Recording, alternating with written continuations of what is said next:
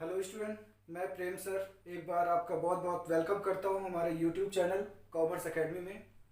और स्टूडेंट, आज हम पार्टनरशिप स्टार्ट करेंगे। पार्टनरशिप आपके सिलेबस में 25 मार्क्स का वेटेज रखता है और टोटल जो होल पार्टनरशिप है उसे 6 चैप्टर्स में डिवाइड किया गया है। वो 6 चैप्टर कौन कौन से हैं? पहला चैप्टर है, मैं यहाँ पर आपको बताता हूँ जो चैप्टर्स हैं वो कौन कौन से हैं। चैप्टर नंबर सेकंड, जो कि है fundamental of partnership.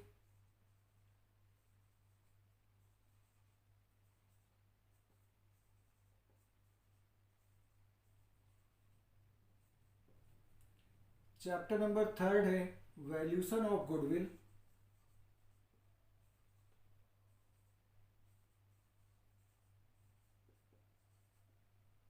Chapter number four है change in profit sharing ratio.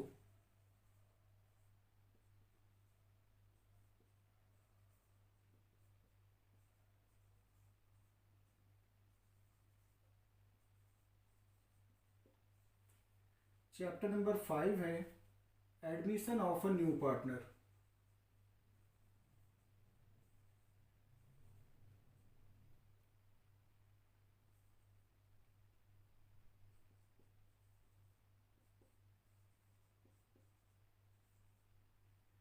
Chapter number six है रिटायरमेंट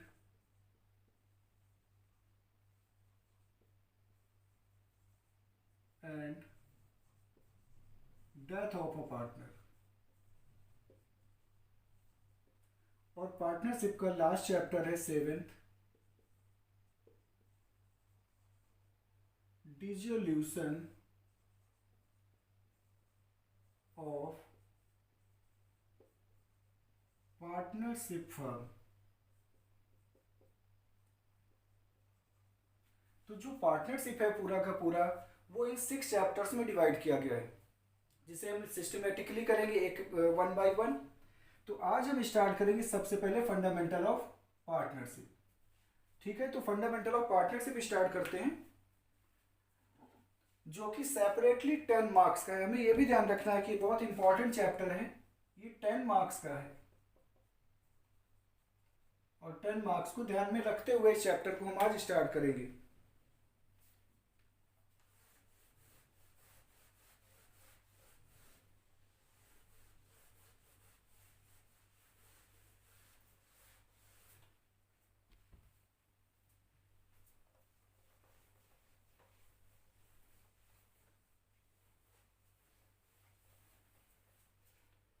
तो सबसे पहले है हमें फंडामेंटल समझना है। फंडामेंटल मीन्स क्या बेसिक प्रिंसिपल है। पहले तो सबसे सबसे पहले हमें यह समझना है कि पार्टनरशिप किसे कहते हैं। ठीक है, पार्टनरशिप के लिए एक प्रॉपर एक्ट बनाया गया है, पूरा कानून बनाया गया है, जिसका नाम है पार्टनरशिप पार्टनरशिप एक्ट 1932। ठीक है, तो हमें सबसे पहले तो पार्टनरशिप को समझना है, उसके बाद फिर हम फंडामेंटल पे आते हैं। तो सबसे पहले हमें पार्टनरशिप की डेफिनेशन समझना है कि पार्टनरशिप कहते किसे हैं। डेफिनेशन की बात करते हैं पार्टनरशिप की। तो पार्टनरशिप की डेफिनेशन को पार्टनरशिप एक्ट 1932 के सेक्शन 4 में डिफाइन किया गया है। क्या डेफिनेशन है?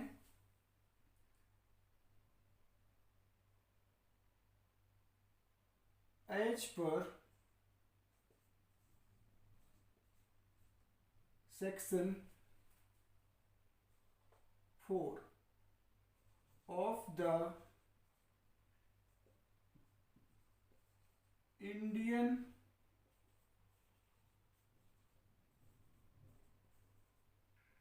Partnership Act 1932 कैसे डिफाइन किया है, क्या डेफिनेशन दिया है। हमें जब भी डेफिनेशन लिखना होगा पार्टनरशिप की, हम ये सेक्शन जरूर मेंशन करेंगे कि as per section 4 of Indian partnership act 1932 partnership has been defined as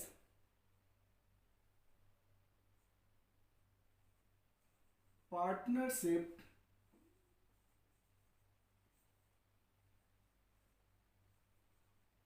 is the relation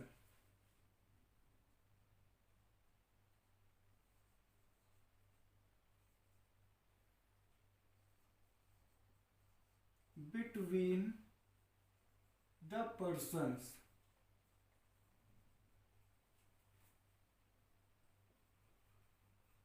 who have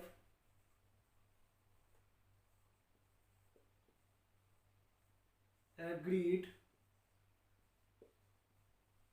to share the profit of a business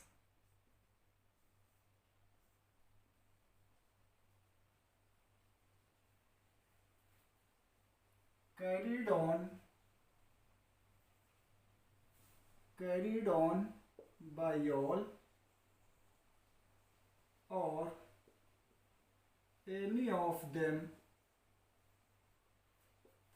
acting for all.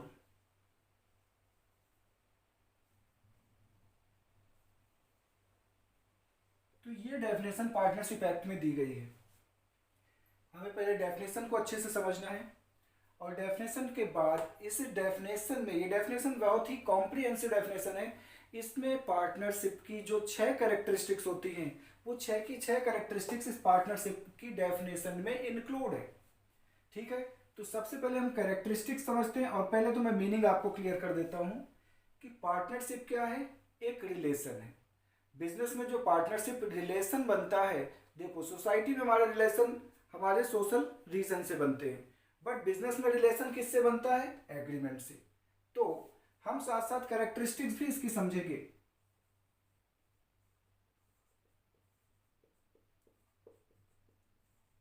Characteristics of partnership. सबसे पहले कि partnership क्या है? एक relation है। Relation किससे बनता है? एग्रीमेंट से। तो first characteristics is the agreement. अब एग्रीमेंट कैसा होना चाहिए? एग्रीमेंट आपका ओरल भी हो सकता है और रिटन भी कर सकते हैं। दोनों तरीके से हम एग्रीमेंट कर सकते हैं, but written agreement considered as the best.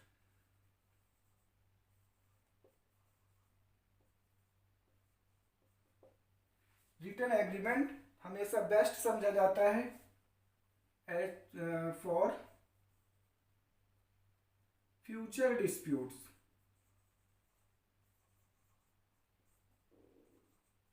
अब ये समझना है कि आज पार्टनर्स के बीच अच्छे रिलेशन है, कोई डिस्प्यूट नहीं है, बट फ्यूचर में अगर कोई डिस्प्यूट अराइज हुआ तो हमारे पास कोई भी एविडेंस तो होना चाहिए। इसलिए अगर हम एग्रीमेंट रिटर्न करते हैं तो हमेशा बेस्ट माना जाता है। ठीक है, इसके बाद सेकंड आगे चलते हैं कि partnership is the relation between the persons. Persons का मतलब हाउ मेनी पर्सन्स, कितने व्यक्ति। ये लोगों के बीच एक रिलेशन है, बट कितने पर्सन्स? तो यहां पर नंबर ऑफ पार्टनर्स की बात करें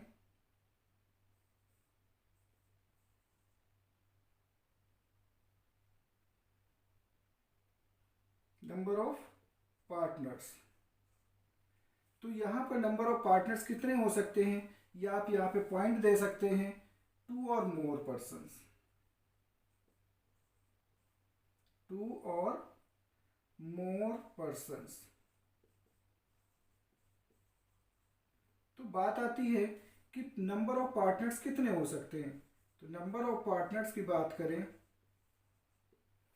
तो नंबर ऑफ पार्टनर्स में सबसे पहले बात आती है मिनिमम। कितने मिनिमम पार्टनर होने चाहिए? मिनिमम पार्टनर कितने होने चाहिए? तो 2 partners must be at least there. कम से कम 2 पार्टनर का तो होना जरूरी है। एक व्यक्ति अपने आप का अकेला खुद का पार्टनर नहीं हो सकता, तो मिनिमम तो 2 होने चाहिए। फिर बात करते हैं कि मैक्सिमम कितने पार्टनर हो सकते हैं। तो मैक्सिमम पार्टनर की बात पार्टनरशिप एक्ट में नहीं की गई। पार्टनरशिप एक्ट में कहीं मेंशन नहीं किया गया कि कितने पार्टनर्स हो सकते हैं, बट मैक्सिमम पार्टनर 50 हो सकते हैं as per section 465 of Indian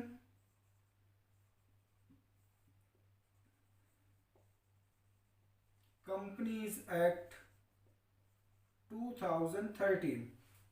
old companies act के अकॉर्डिंग मैक्सिमम पार्टनर 20 हो सकते थे, एक बैंकिंग बिजनेस में मैक्सिमम 10 पार्टनर हो सकते थे। बट अब न्यू कंपनीज एक्ट 2013 चल रहा है, उसके एक सेक्शन 465 में वैसे तो 100 बोला गया है, बाद में इसे रिड्यूस करके 50 तक कर दिया गया है। तो मैक्सिमम पार्टनर हमें 50 माइंड में रखना है। आगे चलते हैं। Who have agreed to share the profit means third characteristics is division of profit. Profit का डिवीजन होना बहुत जरूरी है। डिवीजन ऑफ प्रॉफिट, अगर प्रॉफिट का डिवीजन नहीं हो रहा तो इसे पार्टनरशिप नहीं माना जाएगा। ठीक है, लाइक HUF है, हिंदू अनडिवाइडेड फैमिली बिजनेस, जहां पर कि एक फैमिली के सारे मेंबर मिलकर काम करते हैं बट वहां पर कोई प्रॉफिट का डिस्ट्रीब्यूशन नहीं किया जाता। तो इसलिए डिवीजन ऑफ प्रॉफिट होना जरूरी है, तभी इसे हम पार्टनरशिप समझेंगे। फोर्थ, आगे चलते हैं। Of a business means carrying on a business, business का होना जरूरी है। Carrying on a business, business का होना जरूरी है। पार्टनरशिप किसी चैरिटेबल पर्पस के लिए नहीं कर सकते। पार्टनरशिप एक प्रॉपर बिजनेस एक्टिविटी है। ये कहें कि पार्टनरशिप बिजनेस के लिए ही की जा सकती है, एक मनी या प्रॉफिट अर्निंग एक्टिविटी मानी जाती है। इसे हम चैरिटेबल पर्पस के लिए पार्टनरशिप नहीं कर सकते। फिर पांचवी कैरेक्टरिस्टिक्स है लॉफुल बिजनेस। बिजनेस भी हमारा कैसा होना चाहिए? बिजनेस पूरी तरह से लॉफुल मीन्स लीगल बिजनेस होना चाहिए। और लास्ट कैरेक्टरिस्टिक्स है carried on by all as per definition. यहां लिखा हुआ है कि कैरीड ऑन बाई ऑल और any of them acting for all. तो इसका क्या मतलब हुआ? इसका मतलब हुआ कि या तो ये पार्टनरशिप बिजनेस सभी के द्वारा रन किया जाएगा, जितने पार्टनर्स हैं सभी मिलकर रन करेंगे, या इनमें उनमें से कोई एक जो कि सबके लिए काम करेगा। तो कैरीड ऑन बाई ऑल और एनी ऑफ देम, या तो सबके द्वारा बिजनेस किया जाएगा या उनमें से किसी एक के द्वारा जो सबके लिए काम करेगा, एक्टिंग फॉर ऑल। ठीक है, तो इस तरीके से ये हमारी पार्टनरशिप की डेफिनेशन हुई और इस डेफिनेशन में 6 कैरेक्टरिस्टिक थी। ठीक है, अब इसके प्रैक्टिकल पॉइंट ऑफ व्यू से अगर हम चैप्टर में आगे बात करें तो चैप्टर को मैंने तकरीबन 8 पार्ट में डिवाइड किया है और वो सारे पार्ट्स अलग अलग करके आएंगे। ठीक है, तो अभी जैसे हमने ये पार्टनरशिप की डेफिनेशन और कैरेक्टरिस्टिक्स पढ़ा, इसके बाद अब अगला क्या हम पढ़ेंगे? पार्टनरशिप डीड के बारे में। पार्टनरशिप डीड किसे कहते हैं? पार्टनरशिप डीड किसे कहते हैं?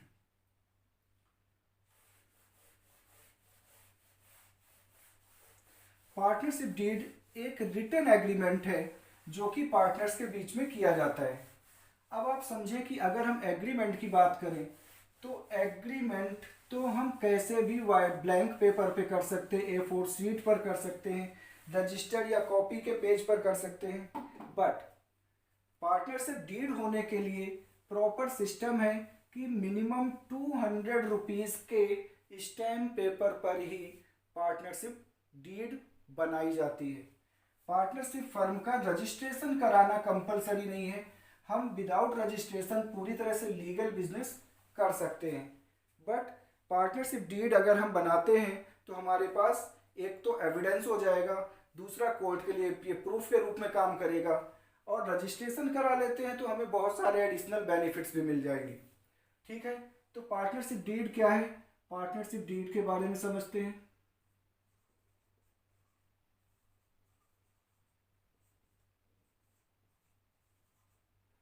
पार्टनरशिप डीड जो कि एक रिटन एग्रीमेंट है जिसमें जो कि स्टैम्प पेपर पे किया जाता है। इस पार्टनरशिप डीड में क्या क्या मेंशन किया जाता है, सारे कंटेंट्स क्या है पार्टनरशिप डीड के? सबसे पहले बात करें कंटेंट्स की कि पार्टनरशिप डीड के कंटेंट्स क्या होंगे। तो name of partners,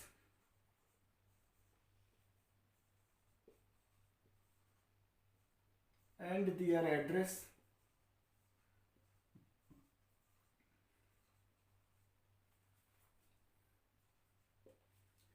name of firm,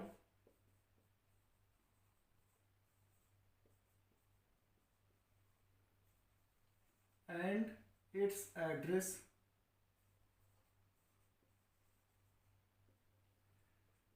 capital contribution of partner, partner ने कितनी कितनी कैपिटल लगाया है, capital contribution of partners, partners का प्रॉफिट शेयरिंग रेशो क्या होगा, किस रेशो में पार्टनर अपना प्रॉफिट डिस्ट्रीब्यूट करेंगे, तो प्रॉफिट शेयरिंग रेशो भी मेंशन होना जरूरी है, मीन्स डिसाइड करना जरूरी है। फिर पार्टनर्स को इंटरेस्ट ऑन कैपिटल दिया जाएगा या नहीं, ये भी पार्टनरशिप डीड में डिसाइड किया जाएगा। एनी रिम्यूनरेशन मीन्स सैलरी और अदर रिम्यूनरेशन पार्टनर्स को दिए जाएंगे या नहीं। पार्टनर्स से इंटरेस्ट ऑन ड्राइंग चार्ज किया जाएगा या नहीं, और चार्ज किया जाएगा तो किस रेट से, इंटरेस्ट ऑन ड्राइंग। और अगर किसी पार्टनर ने फर्म को लोन दिया है तो उस लोन पर interest on loan advanced by the partner, अगर किसी पार्टनर ने फर्म को लोन दिया है तो उस लोन पर उसे कितना इंटरेस्ट मिलेगा, ठीक है। ऐसे ही ऑडिट्स ऑफ अकाउंट, फर्म के अकाउंट्स का ऑडिट कैसे किया जाएगा,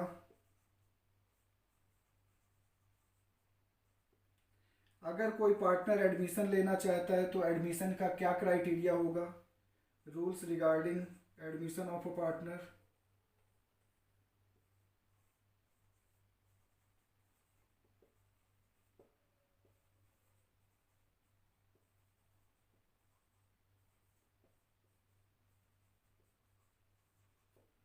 ऐसे ही पार्टनर अगर कोई रिटायरमेंट लेना चाहता है तो रूल्स रिगार्डिंग रिटायरमेंट,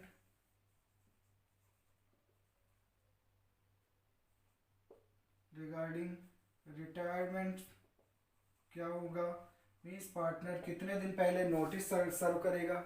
इस तरीके से पूरे पार्टनरशिप से रिलेटेड जो प्रोविजंस है, रूल्स है, प्रिंसिपल्स हैं, वो सारे हम अपने पार्टनरशिप डीड में इंक्लूड करते हैं। इसके फिक्स्ड कंटेंट्स नहीं होते, कहीं पर 12, कहीं 15 तो कहीं 20 भी कंटेंट्स हो सकते हैं। हम अपने नीड के अकॉर्डिंग ये कंटेंट्स रखते हैं। हम इनमें चाहें तो फ्यूचर में चेंजेस भी कर सकते हैं, बट कैसे, by mutual agreement of all partners, ठीक है। तो बात आती है कि अगर हमने ये पार्टनरशिप डीड नहीं बनाया तो क्या प्रोविजन एप्लीकेबल होंगे, क्योंकि अभी मैंने आपको बताया कि पार्टनरशिप हम ओरल भी कर सकते हैं, ठीक है। तो क्या प्रोविजन एप्लीकेबल होंगे वो भी हम समझ लेते हैं।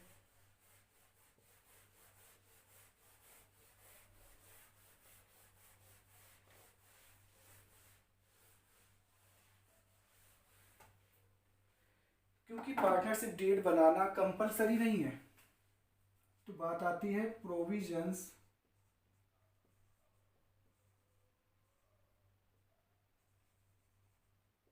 which are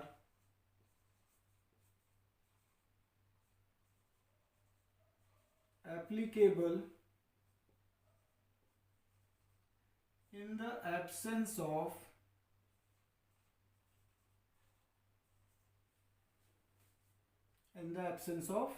partnership deed।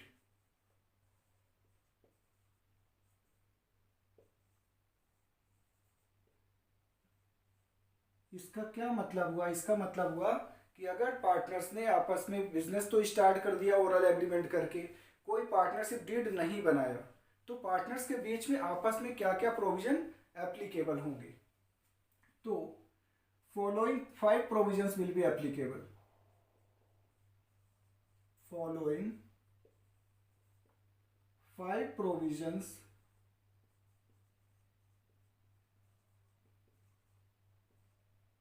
will be applicable।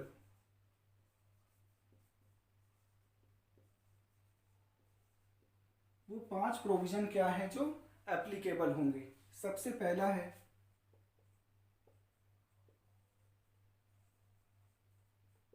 Interest on capital.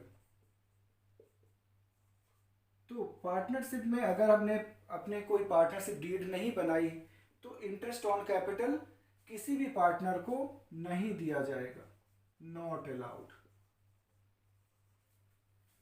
फिर बात करते हैं इंटरेस्ट ऑन ड्राइंग की। क्या किसी पार्टनर से इंटरेस्ट ऑन ड्राइंग चार्ज किया जाएगा? तो नॉट टू बी चार्ज, किसी भी पार्टनर से कोई इंटरेस्ट ऑन ड्राइंग नहीं लिया जाएगा, नॉट टू बी चार्ज्ड। ठीक है, किस पार्टनर को ना तो इंटरेस्ट ऑन कैपिटल दिया जाएगा और ना ही किसी पार्टनर से कोई इंटरेस्ट ऑन ड्राइंग चार्ज किया जाएगा। फिर बात आती है रिम्यूनरेशन टू पार्टनर। रिम्यूनरेशन का मतलब क्या है? रिम्यूनरेशन बोनस और सैलरी नॉट अलाउड। किसी भी पार्टनर को कोई भी किसी भी तरीके का कोई रिम्यूनरेशन बोनस या सैलरी नहीं दी जाएगी। ठीक है। Interest on loan, interest on loan and advances. अगर किसी पार्टनर ने फर्म को लोन दिया है, अगर किसी पार्टनर ने फर्म को लोन दिया है, अपनी कैपिटल से अलावा कैपिटल से एडिशनल अलग से लोन दिया है, तो उस पर उसे मिनिमम 6% इंटरेस्ट पर एनम, तो minimum 6% per annum interest will be allowed.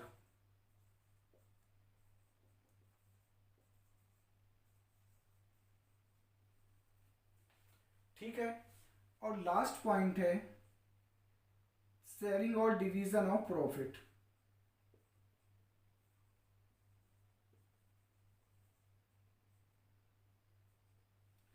तो जब कोई एग्रीमेंट नहीं है तो किसी भी पार्टनर ने चाहे जितनी भी कैपिटल लगाया हो, किसी की कम हो किसी की ज़्यादा हो, बट डिवीजन ऑफ प्रॉफिट, तो profit shall be divided equally among the partner. सभी पार्टनर्स के बीच में इक्वल प्रॉफिट का डिस्ट्रीब्यूशन होगा, चाहे किसी की कैपिटल कम हो या ज़्यादा हो। ठीक है। तो ये कुछ बेसिक पॉइंट्स हैं जो पार्टनरशिप से रिलेटेड है। इसके बाद फिर अकाउंटिंग पॉइंट ऑफ व्यू से अगर हम आते हैं तो जो अकाउंटिंग पॉइंट ऑफ व्यू से पॉइंट्स होंगे वो सब अलग अलग पार्ट्स में मैं आपको रखूंगा ताकि आपको समझना बहुत इजी हो और एक वीडियो का साइज बहुत ज़्यादा ना हो। ठीक है। तो अगर अभी तक आपने हमारे चैनल को सब्सक्राइब नहीं किया, लाइक नहीं किया, तो आप उसे सब्सक्राइब करें, लाइक करें। अगर आपको पसंद आया या कोई कमी नज़र आई तो अब आप हमें कमेंट में ज़रूर लिखें। अपने दोस्तों के साथ इसे शेयर करें। अगले पार्ट से हम इसके प्रैक्टिकल स्टार्ट करेंगे, जो कि प्रैक्टिकल में क्या क्या टॉपिक्स होंगे वो मैं आपको बता देता हूँ एक बार।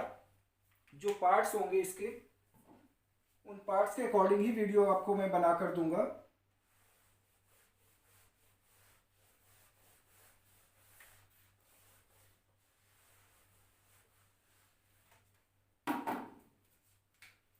जैसे पार्ट फर्स्ट जो कि आपने अभी देखा, इंट्रोडक्शन।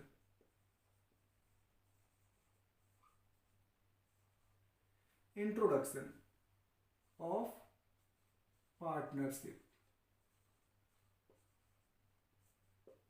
फर्स्ट पार्ट आपका इंट्रोडक्शन ऑफ पार्टनरशिप जो कि अभी मैंने आपको बताया। सेकंड पार्ट में हम सीखेंगे प्रॉफिट एंड लॉस एप्रोप्रिएशन,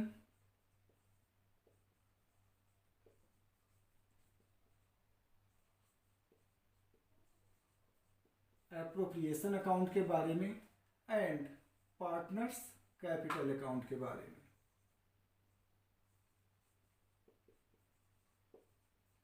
ये हम सेकंड पार्ट में सीखेंगे। थर्ड पार्ट में हम सीखेंगे इंटरेस्ट ऑन कैपिटल के बारे में।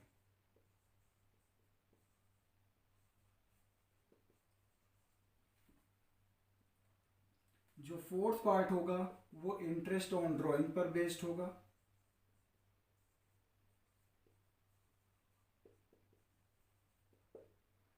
फिफ्थ पार्ट में हम सीखेंगे पास्ट एडजस्टमेंट, बल्कि preparation of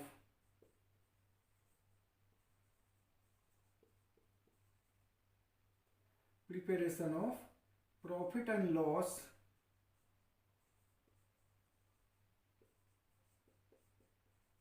appropriation account and partners capital account.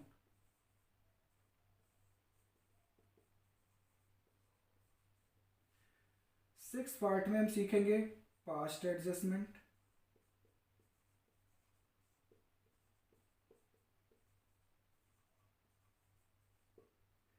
Seventh part में हम सीखेंगे guarantee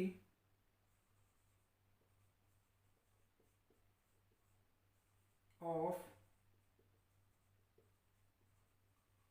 minimum profit to partner, और एथ पार्ट में हम सीखेंगे ट्रीटिंग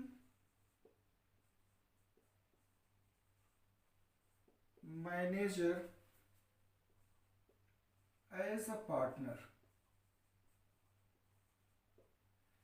ठीक है, इसके साथ एक छोटा सा टॉपिक है salary and remuneration to the partner, तो वो मैं इसी पार्ट में आपको साथ साथ बता दूंगा। बहुत ही छोटा टॉपिक है। इस तरीके से मैंने 8 पार्ट्स में आपको ये चैप्टर डिवाइड किया और इनके 8 पार्ट्स आपको डे बाय डे हर दिन एक नया वीडियो आपको मिलेगा नया टॉपिक सीखने के लिए। ठीक है, तो इस तरीके से 8 पार्ट में मैंने इसे डिवाइड किया है। तो अगले पार्ट में हम मिलते हैं, preparation of profit and loss, appropriation account and capital account, इनके क्या फॉर्मेट है, क्या मीनिंग है, इसे सीखेंगे। ठीक है।